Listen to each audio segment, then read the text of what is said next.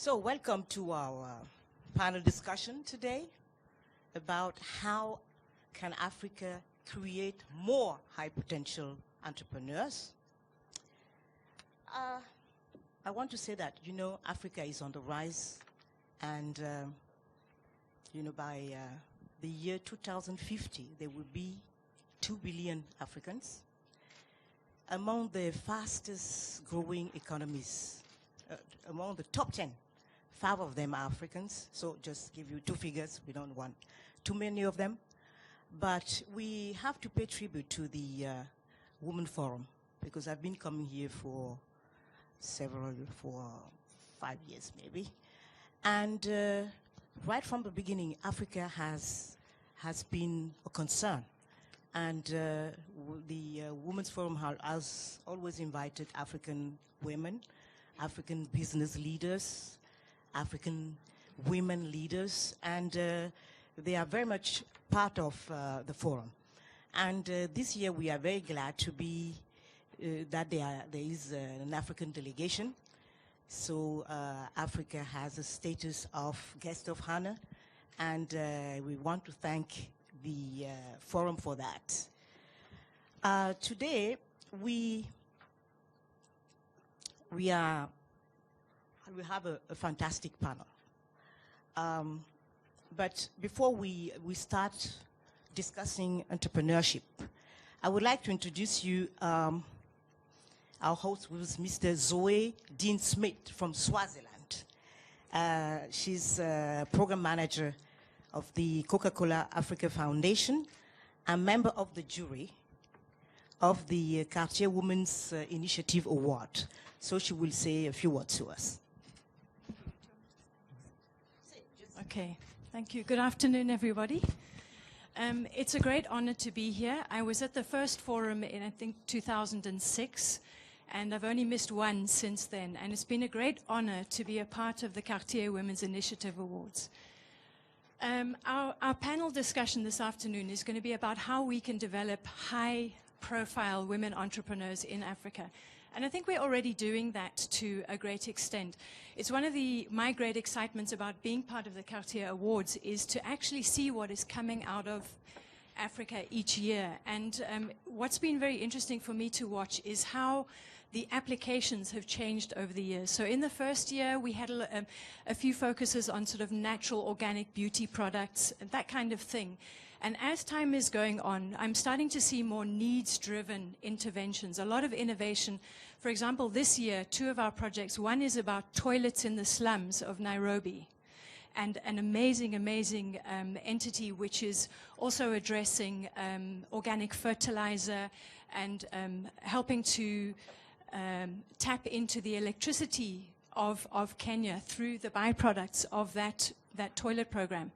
Another one is looking at organic sanitary pads, which is coming out of Rwanda. So the things are changing, and it's really exciting to see that women are looking at what those needs are and really focusing on how do we come up with solutions that are going to work in our country, where we don't necessarily have to look at Western innovation. We look at our own and we move it forward, and what can we do to be really self-sustaining. When I looked at this question about how we can develop high-profile entrepreneurs, I thought about my own wish list, and if you asked me that question with my personal hat on, I would say it would be to introduce entrepreneurship training in schools, from a primary school level all the way up through high school and tertiary education. Because in a lot of situations, we've heard this morning about women who get degrees, who get PhDs, and they can't do anything with them. They can't find the jobs. So really that's what I would like to see across Africa, really, is to teach our youth how to be financially independent, to have financial literacy as part of the program from that young age all the way up, so that it is an option. If you don't want to be a lawyer or a doctor or one of those professions, you can actually take care of yourself. I just wanted to mention another really innovative project that came out, I think, in 2007 or 2008, which was a leak-proof maternity bra that was really quite sexy. That was one of the finalists. So there are lots of really different, interesting things that we have within the African continent. I'm really looking forward to hearing from our panel this afternoon. We have Nigist, who is also on the jury panel for Africa, doing great things in Ethiopia. So thank you very much for being here. On behalf of Cartier, we look forward to having a great session this afternoon. Thank you, Zoe. So let me introduce the other panelists. So, first, maybe our senior, participant, I think, who's Nigist, not Nigest, or she's Nigist, actually Nigist, Haile, from Ethiopia.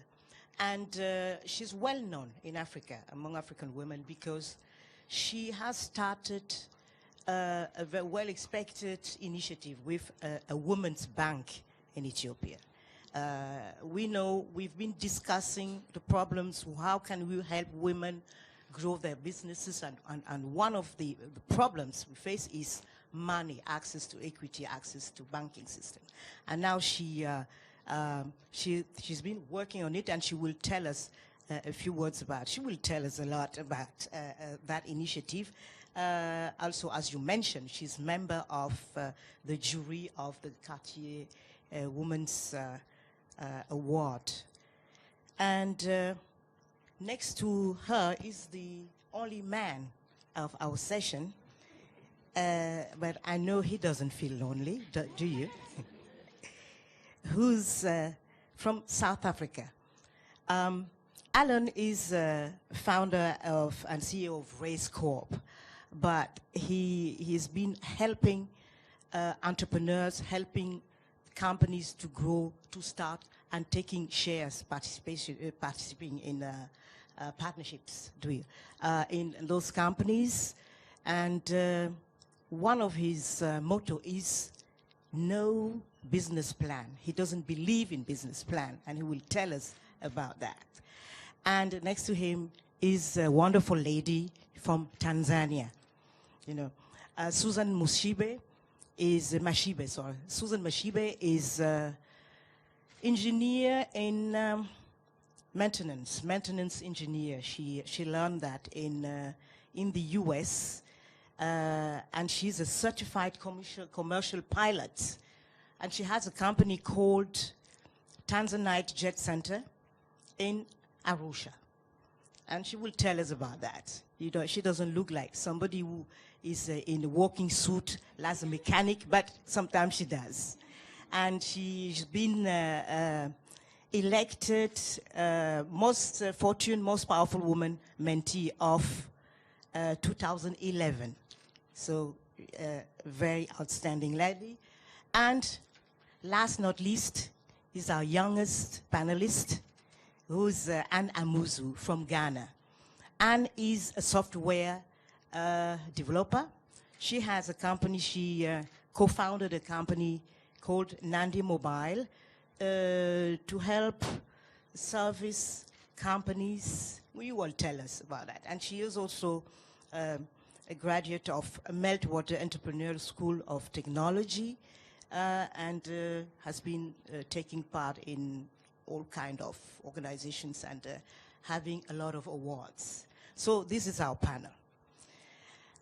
Let me ask the first question to Alan. So Alan, you say most of the companies who start, like over 90% of the companies fail within the first 5 years. 10 years. The 10 years, okay. So, and you say you want to stop that. How do you go about it? So I think the paradigm around entrepreneurship is broken, where we have this thing called this business plan, where we make decisions on whether we back businesses based on a piece of paper that 12 months later never equals reality. I've never ever seen a business plan equal reality within 12 months. They all look exactly the same. They have this J curve. Year 1, I need lots of money. Year 2, I think I'm going to break even. And year 3, I'm going to make lots and lots of money. They all look exactly the same. And so we're investing in people or investing in these pieces of paper, and we know that 96% of these businesses fail. Our view is that we look for the best, and we take them through an incredibly stringent selection process where we never ask for the business plan ever. We take them through an interview. They write a 2.5-hour test, which we developed with a performance and clinical psychologist. They're interviewed again to see if there's any contradictions with the first interview. Then there's 3 audits, a due diligence, and finally a panel interview. And 1 in 20 will get through that process. And at no point do we care what the business is. But once we have found that individual, we back that individual, and we provide them with a very high-touch support system where we provide them with infrastructure. We're a university faculty, so we train them. We provide them with a strategy guide, a finance guide, a marketing guide, a personal development guide, and then we allow them access into corporates. So it's a very high-touch environment, which we then guarantee their success. So we choose the best, and then provide them with the best. So I could have said that but I had to explain it. Thank you. And also, you are partners of those companies. You take shares into the companies, don't you? We have a couple of models. One where we take equity. So we support currently 300 businesses. 40 of them we have equity stakes in. And we take minority. We take 30% equity stakes in them. And the balance are paid bursaries by big corporates or by government or by organizations who put companies through our process for different reasons. Okay, so what kind of businesses have you been able to help now? Because it's about creating high potential businesses. What kind of businesses? Are all just SMEs or? They're small business. I also don't like the term SME, just by the way. Okay. I'm a very I have a lot of issues. SME, just to quickly tell you why I don't like the term SME.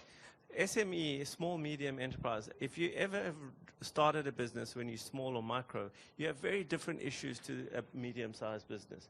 And to clump all these businesses into one term, from a government point of view and a policy point of view, is very problematic, because you actually need to deliver different sets of value to small business and medium business. So we are agnostic when it comes to the businesses. We have from funeral homes to 3D animation. We've got high technology, low technology. We don't care about the business. Remember, if I'm not looking at the business plan, it's irrelevant to us what that business is. And I think one of the other areas that is important to just be sensitive to is that high tech is not the only solution to growth in Africa. Oh, okay. So, Nigist, South Africa is quite in advance. I think there are more businesses and firms in South Africa than in whole of West Africa. Maybe, I don't know. So it's a very different. Sorry, not sure. Okay, I exclude Nigeria actually. I exclude Nigeria. But let's say in Central Africa, if I take countries like Gabon, Cameroon, and Chad, maybe. So in a way, it's a powerhouse. But how does it look like in Ethiopia, for instance, where you had a government, very strong government, where multi-party politics is new. So how does it look like?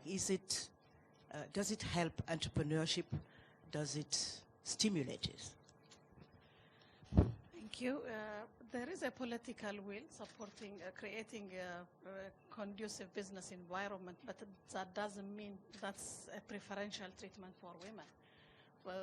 Focusing on specific support services targeting to women. So women. But what are the help? What is it business friendly? The environment in Ethiopia. Like recently, we came out with a fast registration process, which quite some time, it had been taking about a month or two to register your business. But those days they have tried to package it so that you do your licensing in a fast way. And there are also areas that they have given some tax holidays if you are investing on certain specific areas. And which one? Like those days, the business of floriculture, because okay. we are good now flowers. in exporting flowers. many tax holidays are given to that. Like garment also, since we have now tax holidays mainly focusing on the American market, the African Growth and Opportunity Act, since we can export duty and tax-free, quota-free, we have those opportunities of getting tax holidays, since we need to benefit from those provisions. Okay, and then what about this bank? You decided with a group or your organization, Kawi, to create a bank for women, dedicated to women. When I was looking at the theme we are discussing, exploring, I focused on why Africa was not able to create more high potential women entrepreneurs. Yes. It's because of the challenge women, particularly the category of women in small and medium, are facing. Like our brother from South Africa had been saying, women operating in micro enterprises have their own unique problems that they suffer, which is different from the small and medium. When we look at the category of women we're serving, they are small and medium. When the serious problem they suffer is accessing finance. We have about 30 micro enterprises, mainly operating in semi-urban, urban areas, but still focusing on informal sector and micro. This group of women I'm talking, small and medium, cannot access from the microfinance because it's too small for them. They are not, on the other hand, able to access finance from the formal banks, which the banks give them serious headaches in providing collateral, which the women cannot afford. If they don't even have. Many of the property is in the hands of men, the husbands, the fathers, and all those. So women cannot be able to show collateral to access a loan from the formal banks. So that's why 12 of us were all women, and 8 of them are pioneer women in export, and 4 of us are professional women. We said, we're just always crying on access to finance. We're looking at the government, nothing has happened, creating more preferential treatment, allocating a special window for women, giving such and such provisions. But until we continue seeing something from the government, let's take the initiative and establish our own bank. It was not a long process. We started it in September 2008 because we have to sell the shares to the level that the government allows us to open the commercial bank. It's a bank and where we are expected to pay dividends to the share buyers. So it took us a long process. It was very unusual for women to shout, so our voices to be heard and establish our own commercial bank. Everybody was laughing when we were starting, because Ethiopia has not very much opened to foreign banks, as many of you know, because we're still in the process of the World Trade Organization accession. Once we're a member, definitely we'll open up. So in this process, we only have 12 private banks and 3 government huge banks. And from those 12, there are no banks that really support women in business. So when we started, we are going to be their competitors, and they don't want us to emerge as a bank focusing on women. So the process was really tough and difficult, but since we were really committed doing it, we were able to share sales starting 2008, and we managed selling shares 70% of the shares bought by women, which never happened in the history of our country. From the existing Thank you. From the existing 12 private banks we had, it was only 1 to 2% share bought by women. The majority of the share buyers were men. This had been dramatic, and even the people were really surprised. We really did all our level-based mobilizing resources. So every husband was there to buy a share for his wife, for his mother, for his daughter. So that's why the level of the share buyers as women was really huge. So we had been very successful. We have now employed a woman CEO, a very famous banker. We have 11 women in the board, where we have 6 women in the board, which never happened in the history of the continent. I'm sure most of the board members, when it comes to financial institutions, are men. So this had been, I think in the 11 banks, it was only in 1 bank we had 1 woman board member. But we had been very lucky, 6 of us. I'm happy to be part of the board. 6 of us are the board members, and 5 of them are really supportive men that really help us in working on the bank. So we're doing the soft launch next month. And we will do the official launch next year in 2013. And all of you are most welcome. If you give me your business number, cards, we'll be glad to invite you. We believe we have a lot to share to the continent. And no, you can't. Why not? Why not?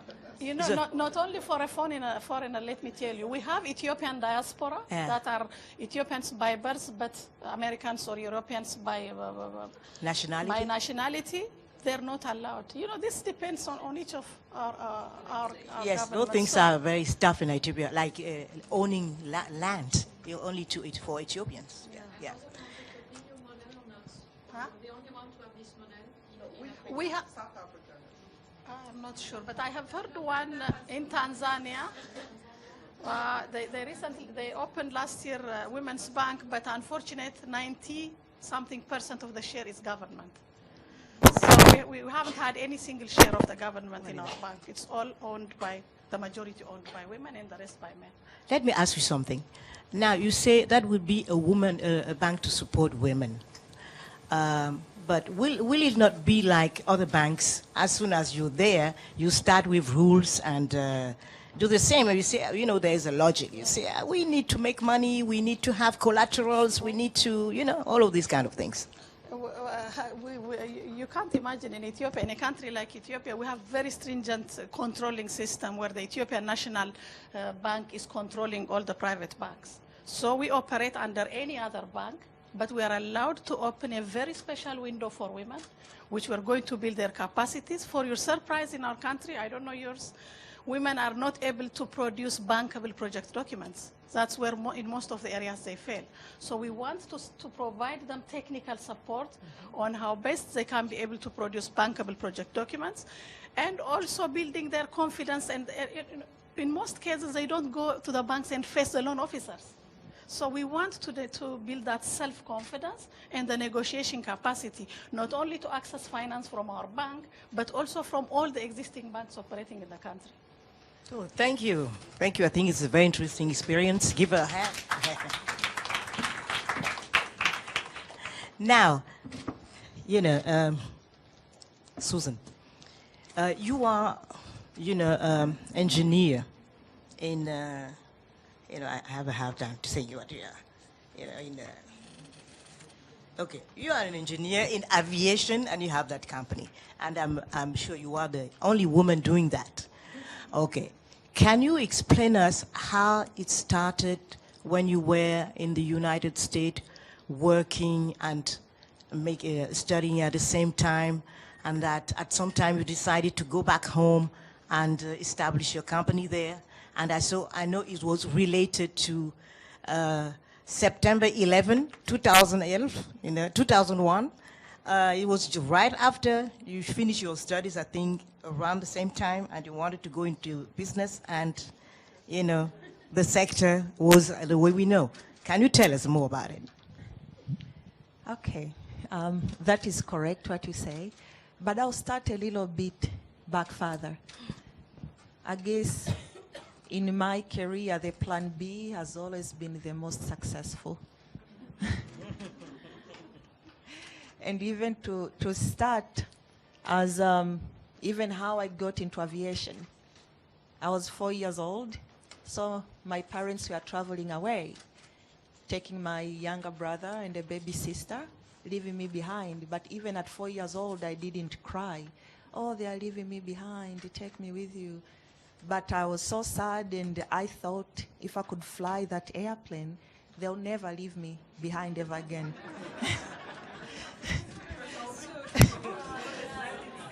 Yeah, so that's how it started. And sure enough, when I was 18, I finished my secondary school, so my father asked me what I wanted to do, and I said being a pilot. That's all I've ever wanted to do, as far as I can remember. So my sister was already in the US, so that's how I got to go to the US to train. So I took my first lesson when I was 19. My English was so poor, and I was flying at a busy airspace, and my school told me that I cannot solo, I cannot fly on myself, it's a disaster, because I cannot communicate with control tower, I could crash. and cause many other accidents. So they say, why don't you improve your English and then come back? So then the plan B was that because I love aircraft so much, why don't I learn everything about the aircraft? So I enrolled myself into an engineering school. So by the time I finished, while I was learning English, I was learning the mechanics of an aircraft. And since I was good in math, it was easy. There was no language. And so I became an FAA certified aircraft maintenance engineer. And my English was good. So I went back to fly. And I was extremely better than my male counterpart. Because I was already an engineer, I knew the aircraft systems, and it was an easy ride.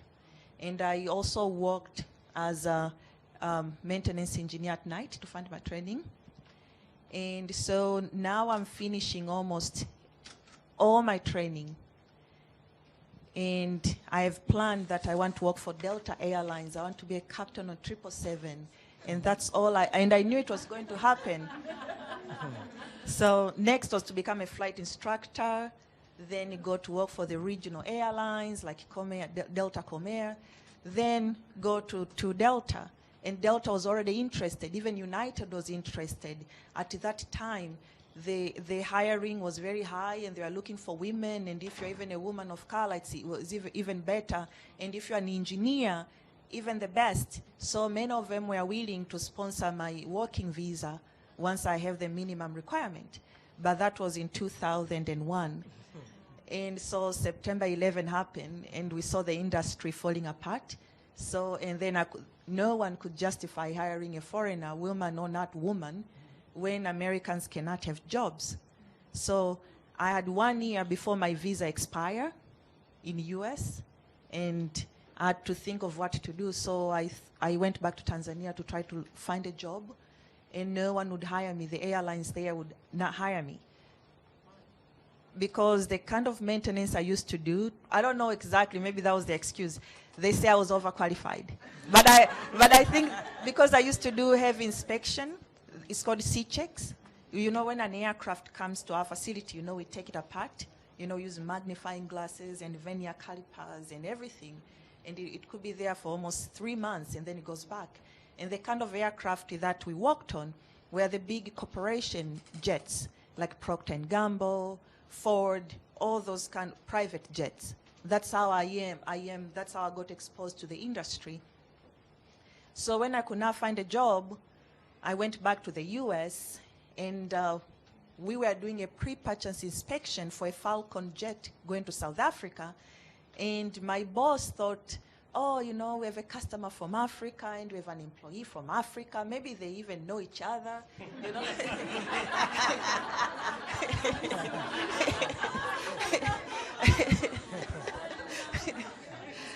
Yes. So actually they had us meet, and to me it was, I left Tanzania in January of 93. I don't think Mandela was out of prison then. And Tanzania did not have good relationship with South Africa. We were trained bad things about South Africa then. And here my boss tells me I have to meet these South Africans. So I was thinking, you know, what am I going to say? Because all I remember was about apartheid. You know, how are they even going to talk to me? I had no idea that Africa has changed and South Africa has changed so much. But meeting them, it was awkward. I said, you know, I'm from Tanzania. Yeah. And then I said, really from Dar es Salaam. And then I said, really from Dar es Salaam, from Mwanza. That's where I grew up. My parents live in that. You're trying to make a conversation that does not make any sense. And then they say, really? We fly to Mwanza once a month. And then I say, wow. Then all of a sudden I was very interested. So when we had a moment, I asked if I told them I'm looking for a job. And I was willing to do anything at that time, even to clean their airplane when they go to Mwanza. I just wanted to be in the industry while things are getting better in the US. So they asked me for my CV.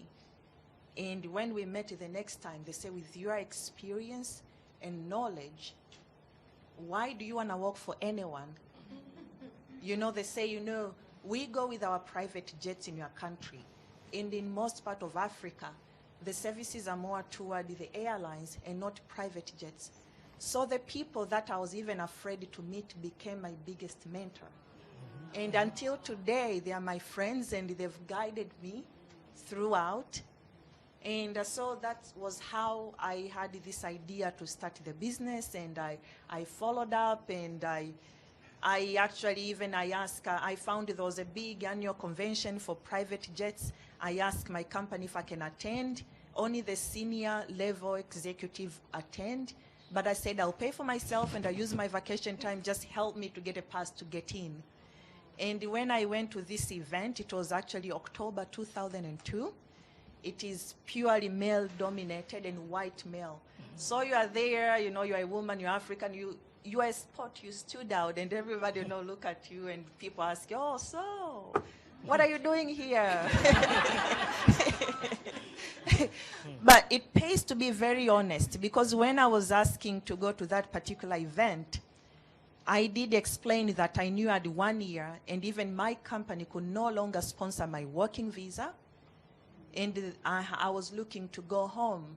And when I went to this event, our president of the company was there. He asked me the same question. And I told him, you know, sometimes it's bad to tell your employer, you know, I'm leaving you. But I was very honest, and I told him why I would like to stay, but I have to leave. And he actually took me again as my mentor, and he introduced me. He took me to a dinner with the president of Dassault, Falcon Dassault, and, you know, Gulfstream Aerospace. And they say, you know, she's trying to go back to Africa. You know, she's our employee, very good employee. She's going to introduce the business aviation in Africa. So there was already support of like, okay, so this person is going to do this in Africa where we need this the most. And actually, while I was there, I met a gentleman just called me to find out what was I doing there. So I told him I was excited. I was not offended or anything. And I told them. And they said, wow, I'm from South Africa. And we offer this aviation credit card. So we can sign you up. If you have I did not even name of a company. So that night I had to quickly think. And I called my father, and my father told me, no, you cannot use just any name. First, we need to find out if it's available. And so he had to go into the registry, because we are 8 hours behind in Florida then. He found out the name was available, and quickly in the morning I went to Kinko's. There was a Kinko at the convention center, and I made a business card, Tanzanite Jet Center Limited, executive director. And then I started to give, and that company signed me up, and the gentleman is still a very good friend of mine, and it was the first customer from them. So actually I quit my job eventually and moved to Tanzania, and everybody thought I was nuts. And we opened officially our business July 1st, 2003. And for the first month, we only had one customer, and toward the end of the month, and it was not even enough to pay my assistant. But the first customer was a deputy president of South Africa in 2003, so that was Jacob Zuma then. Wow. Yes. And so actually, even when they came also, when they experienced our services, they wrote a letter to the embassy and our foreign affairs that from now on, when we come with these presidential flights, all the flight logistics we want to be handled by Susan. They did not even remember the name of the company. And then, you know, the passenger protocol be handled by protocol. I had no idea what was happening before that. And then we had these many SADC summit coming in, would come with all the heads of states. And I'll be there, and this pilot would ask me, hey, young lady, what can we do for you? And then I'll tell them if I can offer my services to them. And each one of them would say, you know, we never heard of that in Tanzania. We're not interested. And I'll tell them, you know, why don't you try my services? If you're not happy, you're not going to pay me. It will be just free of charge. It's basically what was happening was, because the airline are so airline-oriented and not for private jet. So if you're a private jet operator going in, you don't know where to get your fuel, you don't know where to get your catering, you don't know how to file a flight plan, you don't even to coordinate for your ground transport. So you need somebody there to do that. And initially when I was going back home, I thought I was going to do that all alone, all of it in-house. But then when I opened my business, the airport authority said, no, you cannot do ground handling yourself. There's only one company that is allowed to have the equipment to do that. And you can now provide the fuel yourself. Only one company is supposed to do that. So what I end up doing is actually now I was the coordinator and using the card I charge.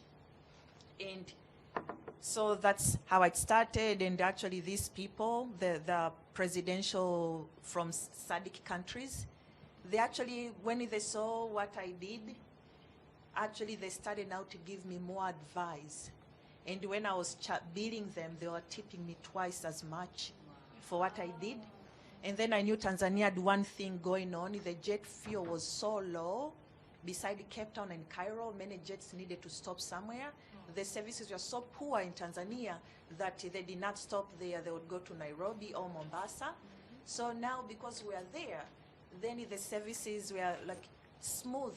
And then we became so popular overnight. And so that's how it started. And we created a movement. And now that organization that I went, and I was the only female and black female, they made me the regional lead for Africa this year. So, is that not a great story? Yeah. No, I'm not done with you yet. You know, just one question. I know you went on, so your company started to grow, and now you founded another company, and with partners. You have partners, and I know you had a hard time negotiating with them. You know, at some point, maybe they took advantage of you. So my question is, you are a strong lady, working basically alone. I mean, you have a team of people, but somebody might ask you, don't you miss to be married, to have a husband, somebody next to you and helping you out?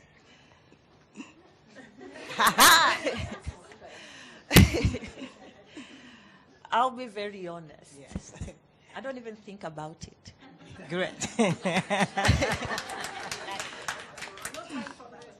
It's not like no time. I don't even think about it at all. But I know as a woman, there's a time clock. So now, I mean, even last year, I went to check I went to the US, to California, and I asked, you know, how much time I have. You know, now, I want to find out so I can plan. Because one day I would like to be a mother. Mm-hmm. Yeah, yeah. Mm-hmm. And I need to know and the options and plan. Mm-hmm. So, and actually I'm working on a succession plan for my businesses. So, because I need to be able to be a good mother and also still manage my company. Yeah. So you see, this is a question two women have to face if you have a partner or not. How important is business in my life? And everything. So thank you, Susan, for your personal experience. So, our youngest, my dear Anne. So now, let us give us your intake as a young person. Okay, you are a software developer in Ghana. You have a partner, you co-founded your company, and now you're starting to grow too. So at what age are you, and maybe tell you how did you start your company? Yeah. So my story is a bit different. So I finished university in 2008, and in Ghana, when you finish university, the next thing is take a job and get money to the house. Of course, that's why we sent you to school. But whilst I was on campus, I heard of this opportunity where a foundation was looking for people to train in software entrepreneurship, and after which they were going to give seed funding to start a company if you are able to pitch a good idea. So I thought there was a nice idea, so I applied to enter into it. So then I have to now try to convince my parents and to go for that, because in 2 years you're not going to earn anything, and even after that you're not even sure if you're going to earn anything. So then you have to convince them, because I had also other job offers from telcos and all that, and I'm not going for that. So why leave that and decide to start your own company? And it's not like you're even starting right after. You're going for training, and then after that, before you even start, and see if it will be successful. So yeah, I had to do a lot of lobbying, but unfortunately for me, it worked, and I got admitted into this school. So even during the interview process, it was a group interview. I just sat there, and I was the only lady, and I was the youngest. So people were telling stories about what they've done and all that, and I just finished school. I've done nothing. So I was wondering, what really am I doing here? Am I sure I'm in the right place? Is this something I really want to do? So I just decided to take the questions as they came and answer them as honestly as I could, because of course I haven't done anything. But I just believed that entrepreneurship was something that I could apply my mind to. So fortunately for me, I got admitted, and again, I was the only lady in the class that was admitted into the class. And I was the only person one of the few people who were biased towards software development. Yeah, so we went through the 2 years training, and my biggest stake was I learned more about business, because that's what I didn't know. I did computer engineering, so at least I knew something about software development. So I got to learn more about business and entrepreneurship. So then I also found people who I thought I clicked with, who were better in business than I was. Even though I learned something about it, they were better in it because they were more business biased. And so 2 guys, because I was the only lady, I could only find guys. 2 guys, and then 3 of us started Nandi Mobile. And then we pitched to the foundation, and fortunately for us, we got funded. And that was in 2010. We got funded as Nandi Mobile. So what we do is connect businesses to clients, and we realized that when people call, they are kept on hold for the call centers, and internet is not as common as it's supposed to be in Ghana. So we decided the best common channel to use was now SMS. Yeah. So basically, clients could text their complaints or could get more information via SMS. And for the businesses, they had internet in their offices. So we provided a web application where they could monitor these messages, respond back. The clients get it back as SMS, and then analyze and know what clients are saying, where the business is going, and what is happening. So now we are, I would say, 5 now. We've been able to employ 2 more people, and we are at a stage where we are moving towards other channels. We are moving a bit from SMS to mobile applications, because SMS is a bit expensive. So we are still growing, and we are cash flow positive right now. So then we are at a stage where we just need to grow, because now we are able to cover our costs. And I'm very happy to be part of this. Yeah. Thank you, Anne. Thank you. So I think now you know a little bit more about our panelists. We have a sample of outstanding entrepreneurs, but I don't know if they are representative of the situation in the whole of Africa. So we know there are not enough entrepreneurs. The entrepreneurship is not yet as developed as it should be. So what are the obstacles? Let's speak about a little bit about that. You know, Anne was saying, you know, internet is not as popular as it should be, because people don't have computers, maybe because of electricity shortage, all kind of stuff. There are regulation problems, there are political will, you know. Okay, what seems very important to you in your eyes, Alan? What do you think should be done really to foster entrepreneurship, to really support and make a difference now? So with the hygiene factors taken care of, such as political stability, health, title deeds, all those things, there's possibly, just in the spirit of time, there's 4 things I really want to talk about here. And I talk about a pragmatic, sober approach to how we develop entrepreneurship. So the one thing that we've heard today is role models, about role models. And role models is a very important part of how we build the ecosystem for entrepreneurs in Africa. But for me, they have to be the right role models. They cannot be the Richard Branson and Bill Gates. They can't be, it has to be, these two on my right have to be the role models that we are putting out there. Yeah. But here's the sobering thing. The sobering part of that is that what I've seen far too often is when the press understands their role as part of creating these role models, they can also destroy these people. And what I've seen far too often is the entrepreneurs become the poster child for the press, and they go from one interview to the next. They've flown from one conference to the next, and their business goes into decline. And when they come back, there's no business, and then the press are on to the next poster child. And I've seen that too often happen within the organizations I deal with. So that's one part. The second thing talking about is a sober approach to access to markets. And we've always had this view that America, Europe, and now China are the markets. What I want to caution entrepreneurs is that even though you have access to markets, you have to take a level of responsibility of producing the right products.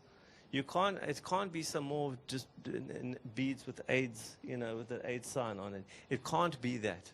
Because we have to produce the right product for the markets. And the other thing that's come up particularly today is the fact that Africa represents a new market for us, and we have to foster those relationships, intra-Africa trade, more and more. The third important thing is how we think about scale. And this is a balancing act that I think is very, very sensitive. Because when we talk about scale in America, you talk about Starbucks, and it's 1,000 and 5,000, it's big numbers, it's telephone numbers. But the context is so important. If Bill Gates were born in Mali, we wouldn't know who he is, because he couldn't produce a Microsoft in a Mali. So for us, the way that we are teaching entrepreneurship, or how we're pushing entrepreneurship in terms of, even from a financier point of view, what we demand from a scale point of view, has to be relative to the context in which we're working. And finally, I think the most sensitive, and maybe I'm going to contradict Nigest a little bit, a little bit.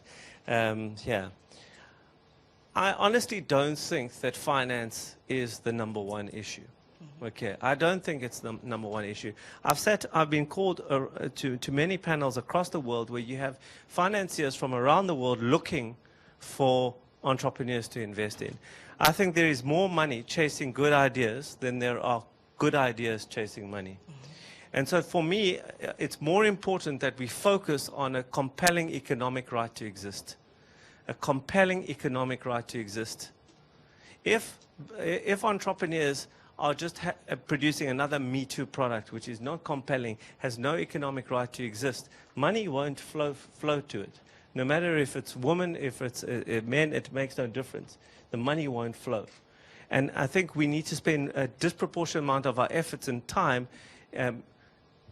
training entrepreneurs on what is a compelling economic right to exist. No, what I'm saying is there's four things that it has to be something of value, okay, that is valuable to a market. There has to be a market. That's number one. You have to have something to sell that you can productize. There has to be a market that you can sell it to that wants to buy it. You have to have the ability to sell. Okay, that's a very important part of the equation. And finally, and the most important, I think, is that if you sell it at a profit. Because we're not costing correctly as entrepreneurs. So for me, those are the four things in terms of creating a compelling economic right to exist. Without that, it doesn't matter if you put the money in. The business just collapses. And just coming back to that statistic of 96% of businesses failing, many of those are financed. But whether it's through financial institutions or friends, fools, and family, they are financed. Okay. So it's very important that we actually are training entrepreneurs to think in that way. Okay, Nigest, You know, there's one big problem now is the informal economy, informal sector.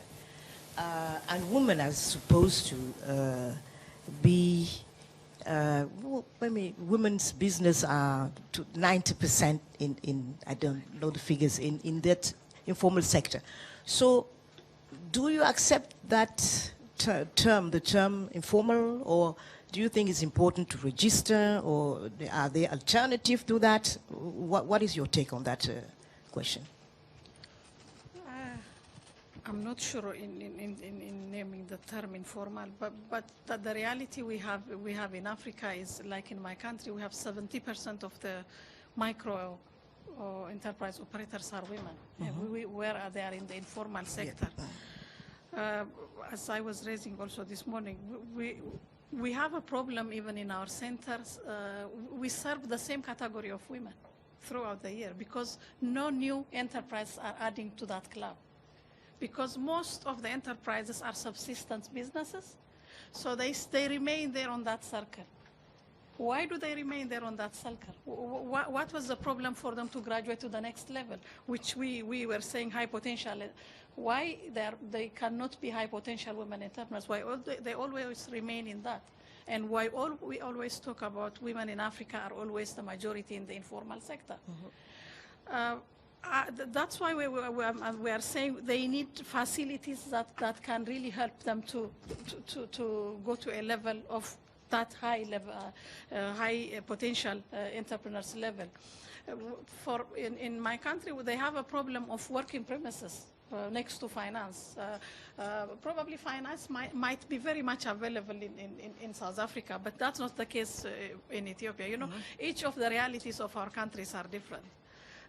For our women, we did even research, and it came out that finance had been their number one problem. And next to that is working premises.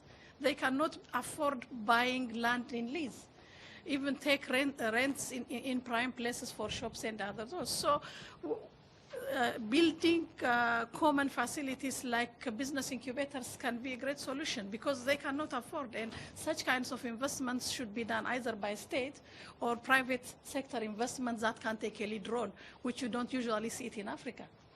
So like the problem, getting relieved the problem of working premises, there is a need that business incubators or industrial estate facilities are available so that at minimum and reduced prices women can afford paying rent and then get graduated to the next level of those high potential entrepreneurs we're thinking. Okay, I just want to get back to a very important question which has been raised during a previous panel. I think Maria Ramos said the most important issue is youth unemployment. So what do you believe? Who's in charge of creating jobs for youth? The private sector, the businesses, the entrepreneur, or the government? How do you see the issue? Maybe Zoe and whoever has something today. So to my earlier point, I think there's a role for everyone. I think that, as I said on my wish list, I would love to see the Ministry of Education in every single African country have entrepreneurship in the school curriculum. And, you know, then children can decide if that's what they want to pursue, like every other subject. In terms of the private sector, I think I'd like to see a swing where, you know, I think it comes down to the thing of role models and people wanting to mentor and encourage the development of youth and bring them into businesses and give them a sense of responsibility.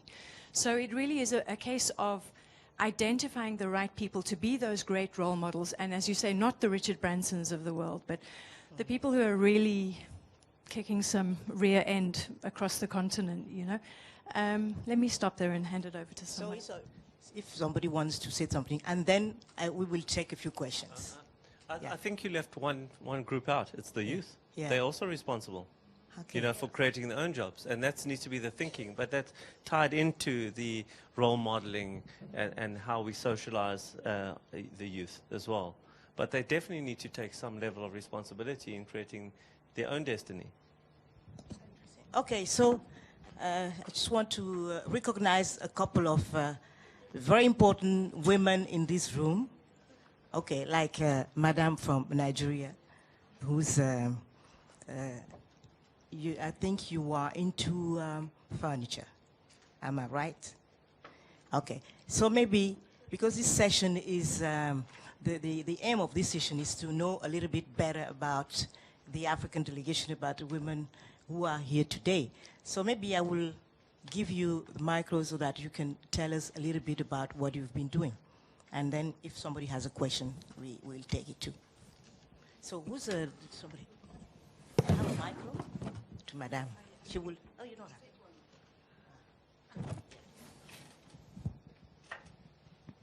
it. Thank you. My name is Ibukun Awoshika, and I'm from Nigeria. I'm totally fascinated by your stories, and I love stories. I've told them that I always go to the sessions with the stories because that's where the learning is, you know. And I think for Africa, we've got to go fundamental in many ways for high potential. Part of what I consider a challenge is we seem to always get stuck at the bottom of the pyramid in terms of strategies for empowering African raising entrepreneurs. And what we end up doing with that is we stay micro, and micro is subsistence at the end of the day, and it's more difficult to scale up micro, and micro doesn't create jobs because once they're subsistent, it's basically providing for themselves. And most programs that are thrown in terms of entrepreneurship are focused at that level. And that's part of why we have the problem of creating the high potentials.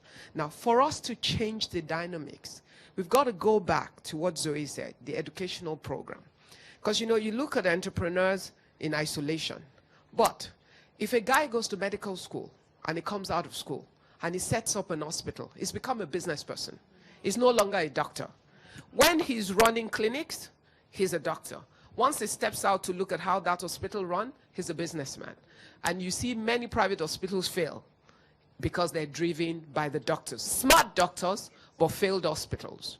Now, which is why we've got to bring entrepreneurship education, which is a way of thinking and an approach and a knowledge base into the educational system as far back as secondary school. So that from that point, you begin to form in your mind that when you want to go to aviation school, there are possibilities beyond getting a job as an aviation engineer, and that the opportunities become clearer to you, and you can define what you need better, which is how you can almost say that it's not just about money, because if I give you all the money in the world and you don't have the knowledge that is needed, you will fail at it and you will think you couldn't do it, but you actually can do it, but you were not structured right to succeed with it. And those are the key things for us to do now. Now, for high potential, because we're already late and we're behind most of the world, and we're at a stage where we need to be running and not walking, we have to be strategic. And for us to be strategic, we can move faster going after the average young person who's already been to school, like her. You're looking at average graduates from across different fields, and you're investing deliberately in programs that open their eyes to the other sides of what their skills. I always say to graduates, drop your certificate at the door.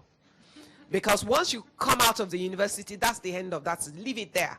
Take the knowledge and look at the real world, and then see what you can do with it. That's what an entrepreneur does. That's the kind of person that you then help to find the money to change the world around them, and they're faster at scaling up, and that's where we will find our high potential. I started my business at the age of 25. I'd gone to university, I studied chemistry, went through different process of trying to be many things before graduating in chemistry. Left university wanting to be a chartered accountant. Spent 1 year serving government in an accounting firm and all the military service you do. Hated accounting by the end of the 1 year and realized that was not really what I wanted. Now, because we don't have a proper educational system that guides us in most African countries, our children float and we get, and I was a typical example of that. I wanted to fill the time before looking for a banking job. The first job I could get, 1 week after youth service, was in a furniture company. I left there 3.5 months after, and that's defined the rest of my life in the last 20-something years. Because I then realized I loved selling furniture. I loved creating and building furniture. I loved transforming space. And I wanted to do it with a different set of values than the company where I worked. I didn't have much to lose. I didn't have much knowledge, but I was ready to jump. And I did. Luckily, it worked for me. Over the time, I found my knowledge base and educated myself in business, and that empowered me to be able to scale up the business and then build a multi-billion naira business in my country as a group. Now, right now, my life is committed to building entrepreneurs that will change my country. And I'm saying that for us to move faster and to scale up, we need to find what we were saying today, industry champions across our different countries. Guys who've walked the route of different areas, who then become the major drivers and the facilitators for those sectors in scaling up. And then they are the ones that are bankable, and they can take responsibility for some larger kind of funds that create facilitation instruments for the younger ones to come in, which is why I buy in aggressively into what DFI is doing right now in terms of business innovation facilities, where they're funding entrepreneurs to be the agents of change rather than governments, and use them to drive creating jobs and helping younger people through what they call an inclusive program. I think we have a lot of what we need within our continent. We have the minds, we have the people, we also have the resources. They're just misallocated. And until when we all ourselves decide that for the sake of our children, I have 3 sons, and I always tell myself, I convince myself every day, the reason I'm so consumed by some of these things and willing to make the sacrifice for them, because I look at my 3 children every day and I say, they would not have a chance if the rest of this up and standing. Because no matter what the kind of people in this room have for our children, if they have to live in a society we haven't helped to build overall, our children will not survive. And that, for me, is a reality as Africans we've got to accept right now and run with, so we can change what's going on in our countries. Thank you. Yes, Zoe wants to react to that. I actually don't want to react to that. I just wanted to point out something which I think is pretty unique that's in this room today. We've got 2 women from Africa who are aviation engineers in this room right now. One is over here, and the other one is over there. Nola. Stand up, Nola. I think that's pretty rare. Nola lives in Los Angeles. Is from Rwanda. Okay, do you have any other questions or reactions? Yeah. Yes, Susan.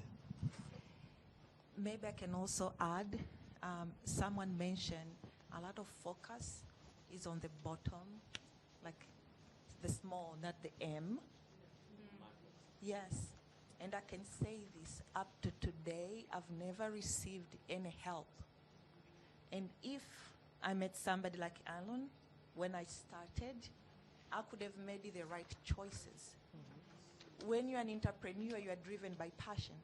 But there is more to passion into a business. You know, there's legal compliance. You know, there are audits.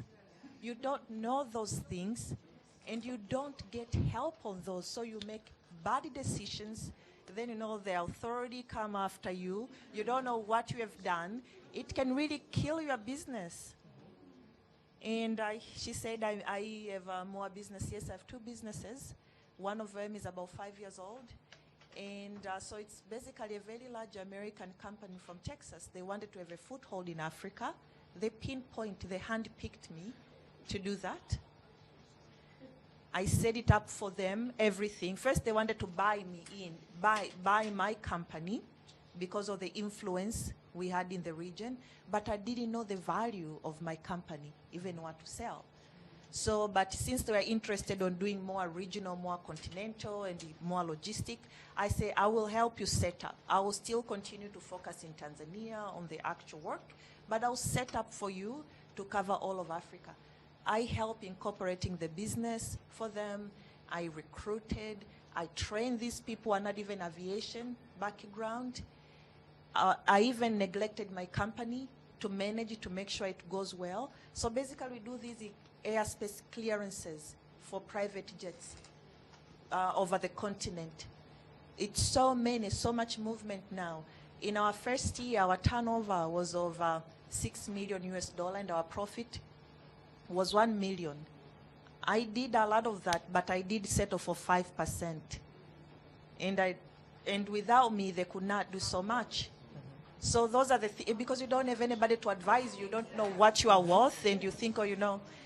And so now I'm negotiating another joint venture, and you are trying to think. So you're spending a lot of time trying to think, you know, what am I getting to piece of this? You know, I know that it's all my customer, my reputation, but they have the money to come pitch in. But the good part of it is that my second company became the largest taxpayer on our community, and that was a very good thing. So entrepreneurship is good. And if there could be more people, now this is a good side, if there could be more people and more entrepreneurs, Africa would be free of aid. Because we paid more than, it was almost half from the, or we pay almost $500,000 a year in taxes. And it's very good to see that you're contributing to your GDP. So if the environment is right and we do more, it could be right. Yeah. Yes, okay. Please give it to Madam. Yeah. I just want to say that The mic, you have a mic. what I did was, you know, as starting at 25, as I got to each point, I was realistic with myself about my limited knowledge in being able to move the business to the next level. I kept going back to school. And right now, I have a rule. I go to school every year. My friends think I'm crazy. But over time, that's how I was then able to move my business to the level where on his own, it runs. I have 5 businesses running, and I sit on multinational boards, including on Tuesday, getting on the board of the sovereign wealth of my country that was just set up. Because you see what you're doing now, the value you're creating, the way you're going to harness it effectively at the end is you will be positioned in a way that you will go beyond just your business to becoming a policy decision maker for your country. Mm-hmm. And for that, you need to actually equip and empower yourself. And those other things will then matter beyond being successful with your business itself. And the information that will help you to take all the next steps that makes you really high potential, whether we like it or not, knowledge, especially in a high changing world, you keep going back to school. I went to business school at different times, went back to take an MBA. I mean, it looked crazy taking GMAT, but I did. And thereafter, I decided every year I would find a short focus program, at least 1 week or 2 weeks, and go back to school. You know what? You are not the only crazy person. Because Alan right now, who is his own boss, making a lot of money, is still working towards a PhD. Although he's not looking for a job. So maybe Letty. Thank you very much, and I am totally inspired listening to the young women entrepreneurs from Africa. Coming from UN Women, I think these are the kinds of stories, as you said, my sister, that we want to hear every day. And these are the kinds of people we want to support and promote and help as they grow in education and learning. One of the issues that I have learned, having lived in the US for more than 10 years, is that in Africa, as opposed to America, we have a culture of the white-collar job after school. And you are totally right, that we don't believe that after your degree, you could actually throw it away and do something completely different, but something that you have a passion for, something that you are interested in, and it has nothing to do with what you did, but you grow in it. And I think that's the major challenge we have in Africa, the culture of entrepreneurship. How do we build it? One of the issues that I have been struggling with on how to handle that issue is telling the stories could help, could be one strategy we could use to help. America didn't grow from corporations. You all know that. The economy of America grew from small, medium enterprises. And one thing I've seen in America, every business you see, they call them mom and pop businesses. The mom and pop businesses, it's me, my husband, my daughter, my son, everybody. We are all working in that business. But in Africa, we are ashamed We are totally ashamed to be seen, working in my mother's store or working in my, after college. But we have to start to build that culture of working for ourselves and working as a family and supporting each other. And I really want to thank you for your stories. And I just wanted to say this has been an amazing session. Thank you so much. Thank you. Thank you. So question here. Here, micro. I think this is a question for all of you, but Alan, what's on that test that you give to people? And if they pass that test and they then are going to be good entrepreneurs, is that not something that you can translate into an education program? So you can effectively teach young people to pass that test and therefore be entrepreneurial. Okay, so what's on the test is a secret, but but let me talk about so the quick story to inform the test is that my mentor, and we spoke about mentors. My mentor, when he was a young man, saw an opportunity, phoned up his mentor, who backed him. He then became a multi-billionaire today in dollar terms. He then backed a whole bunch of young people, and in turn, they are backing other people. That's the unspoken thing that we aren't speaking about here today. But in that story is that it's about the person. So in this test, it's about character. It's about the character of the human being, and what we're looking for is it's not just the integrity and all that. Those are just foregone conclusions. You have to have that. I'm looking for flexibility. I'm looking for father issues. I'm looking for the ability to see opportunity. I'm looking for curiosity. I'm looking for a whole bunch of factors. But what happens in most of these testing processes is they're one-dimensional. There's somebody who's built some sort of assessment, you write the test, and you can almost read as to how to answer that. So the way that we've designed our intake process is that it has 3 elements. One is a one-on-one interview, and we do that twice to check to see that you're saying the same thing both times. The second is the actual psychometric test. And the third is the pressure test, which is the panel, where we have 4 very ominous you present to that panel. And it is amazing that only 1 in 3 gets through. That's the last piece, and 1 in 3 gets through that. So what we're looking for is not just these characteristics, because that's why we don't say what they are, but ensuring that you can't dupe the system, and we still don't get it right. We still don't get it right every time. So we get it right a lot of the time, most of the time, but we still don't get it right. But I think the quick answer is we're looking for character. We're not looking for the business plan. And I'd say 50%, 45 to 50% of the businesses we take in change the nature of their business within a year. So it's more about the individual than what this document is about. Okay, so, monsieur, so the gentleman.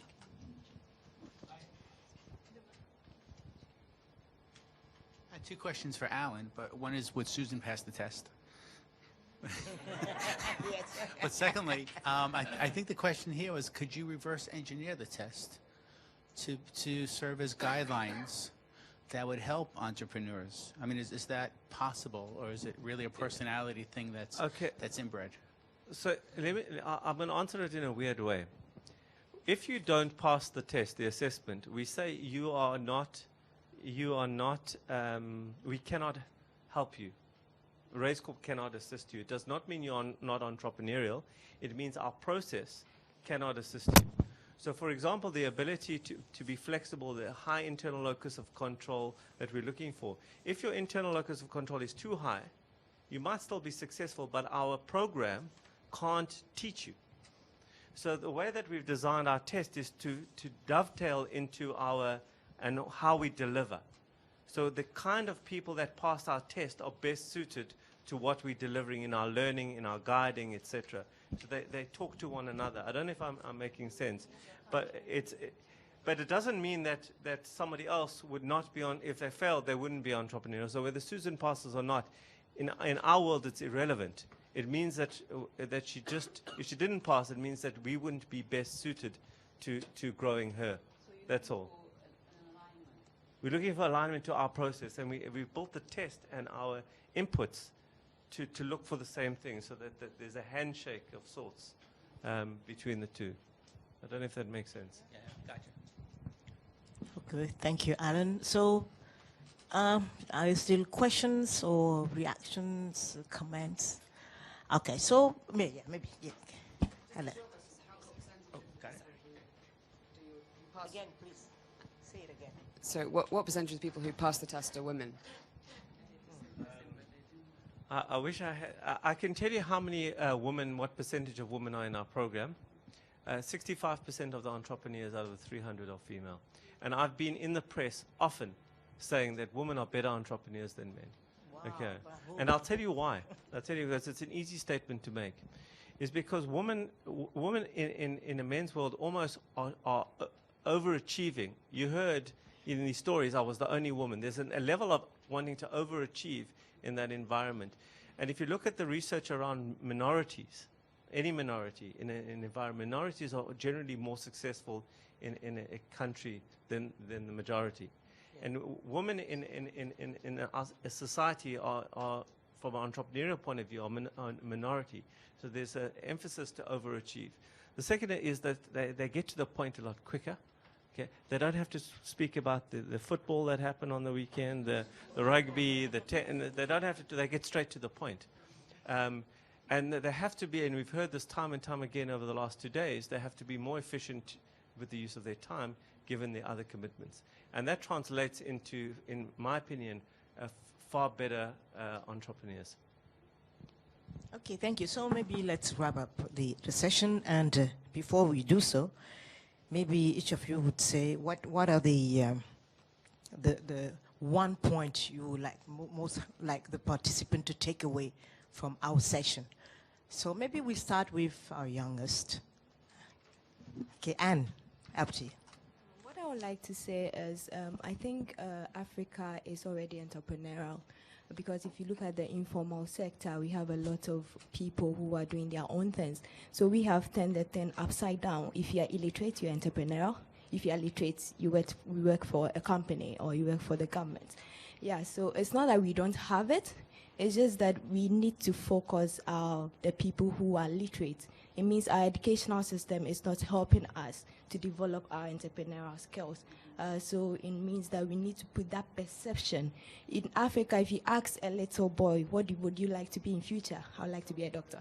Yeah, that's all they know. It's a doctor or a lawyer. They know what it is to be entrepreneurial, because it's if you don't have anything to do, that's when you go into entrepreneurship. But we should just take that kind of perception out of people's mind and make it part of our educational systems so that people know that it's not when you don't have anything to do. It's when you have the capacity and the passion to go into something. That's when you become an entrepreneur. It's not when you are desperate, I'm not getting a job. So yeah, so we have a joke that when you are trying to tell people you are an entrepreneur, it means you didn't get a job, that's why you are. But you are starting your own business. But we should just try to take that perception out of our minds, maybe through our educational system. It could even be in our homes, what we tell our children. It's not just about being a doctor or being a lawyer, but entrepreneurship is also something you could go into, not because you are desperate, but because it's something you want to do, just like a doctor will go to a medical school because he wants to be a doctor. And then also about the investment, yeah, it's not there. It's all microfinance and all that. But for people like us who are graduates and want to start up companies, for the incubator I'm in, I think is the only one in Ghana. There's none. Like if you want to get investments in Ghana for that kind of business, you wouldn't get. Maybe if you want a microfinance, you would get a lot, actually too many. But if you want investment for my kind of company, you wouldn't get. So we also need to move from too much loans into equity funding.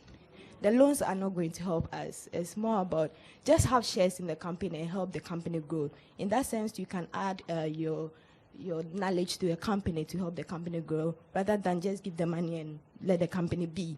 But if it's more of equity funding and people helping out companies, I think we have better entrepreneurs in Africa.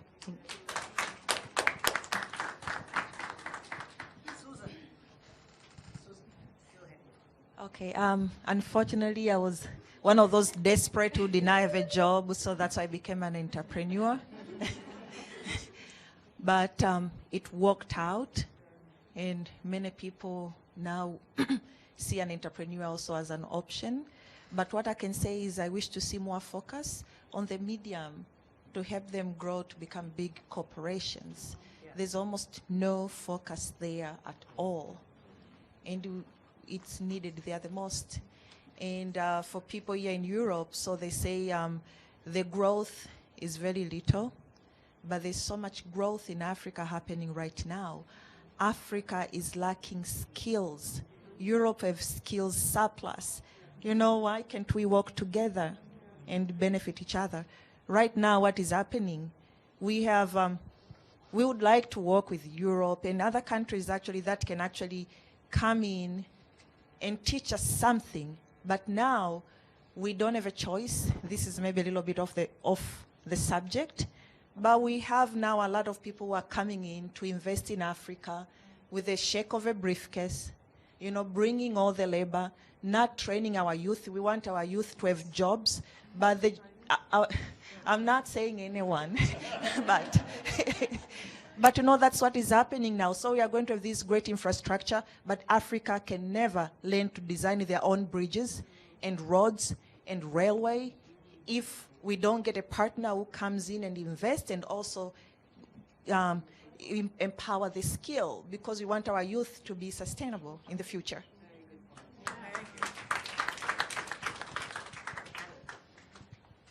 Yeah, for me, often I go to these workshops and you have government sitting on a panel such as this and saying what we should do, what we should do. And then when you approach them and saying, well, I'm actually doing it, you know, and then can you maybe help scale this, then they run away because... So for me, we need to stop waiting for somebody else to do. I think we need to take responsibility of doing it ourselves. And it's very simple. If I listen to my African sister's story here as well about how she wants to give back, for me it goes down to somebody believed in me. When I was down and out in my 20s, literally on the streets, somebody lifted me up, believed in me, backed me. I failed. He backed me again, and I became successful. So it's about believing in somebody, and that has a ripple effect in our economies. And if there's one thing, whether you're an entrepreneur or you're not an entrepreneur, we all have the ability to believe in somebody. It's as simple as that, and it can reside in every one of us. So find somebody to believe in and back them. It doesn't mean financially. It just means I believe you can do it, and support them. And it's as simple as that, in my opinion. Thank you. Nigist? Fantastic success stories that we hear usually when we meet like this, but we are very weak in documenting those. And Europe and the other countries are very smart in doing that. In Africa, we're really lagging behind. We don't document. That's our problem. We don't record our success stories. And we don't have platforms like those where the young ones are inspired by people like you. I remember you in Lagos in Vital Voices program. We were very much inspired.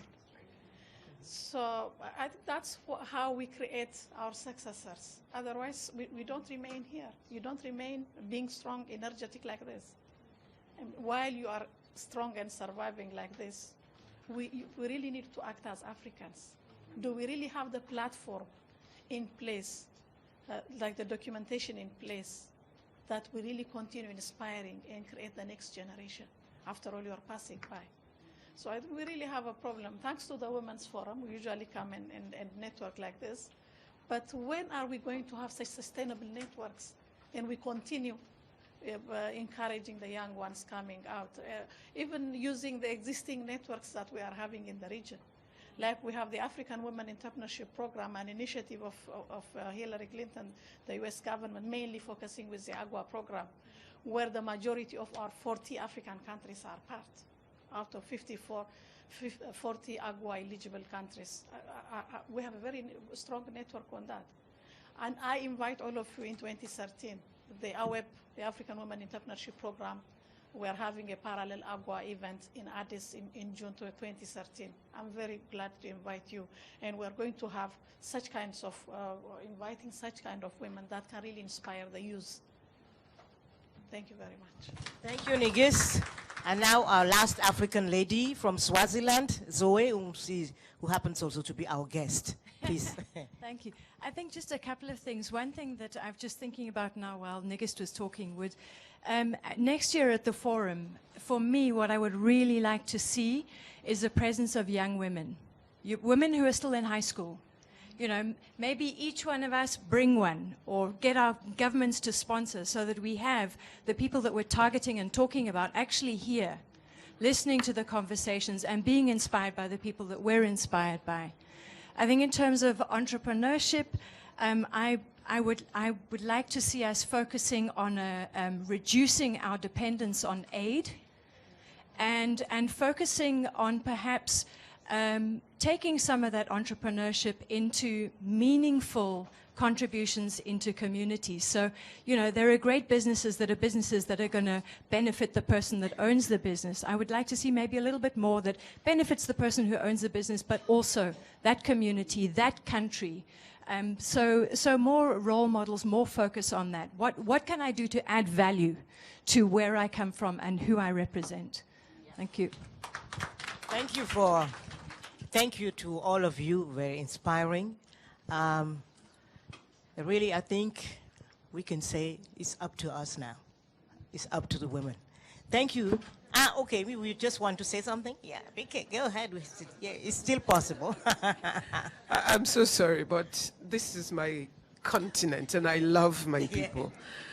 You know, I just want to challenge all of you, and I'm saying this from my experience as well, especially for the kind of program that you're running, which I'll be talking to you very closely about.